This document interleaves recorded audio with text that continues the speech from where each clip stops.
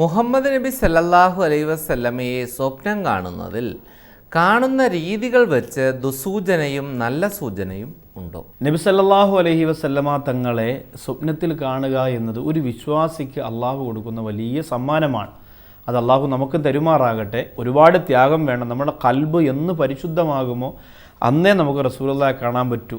കൽബിൻ്റെ രോഗം, അസൂയ, അഹങ്കാരം, അത്യാഗ്രഹം, വെറുപ്പ്, കുശുമ്പ്, ഇതൊക്കെ നമ്മുടെ ഹൃദയത്തിലുണ്ടെങ്കിൽ ഒരിക്കലും നബി സല്ലല്ലാഹു അലൈഹി വസല്ലമ തങ്ങളെ നമുക്ക് കാണാൻ കഴിയില്ല.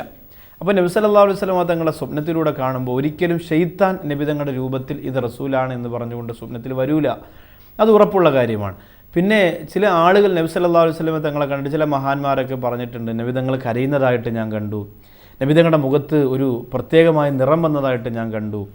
അങ്ങനെയൊക്കെ കാണുന്നത് ചിലപ്പോൾ നമുക്ക് വരാൻ പോകുന്ന അപകടങ്ങളുടെ സൂചനയായിട്ടോ അല്ലെങ്കിൽ എന്തെങ്കിലും ഒരു വിഷയത്തിൻ്റെ മുന്നറിയിപ്പായിട്ടോ ഒക്കെ ചില ആരിഫ്യങ്ങൾ, ചില ഔലിയാക്കൾ അങ്ങനെ കണ്ടതായി പിന്നെ പറയപ്പെടുന്നുണ്ട്.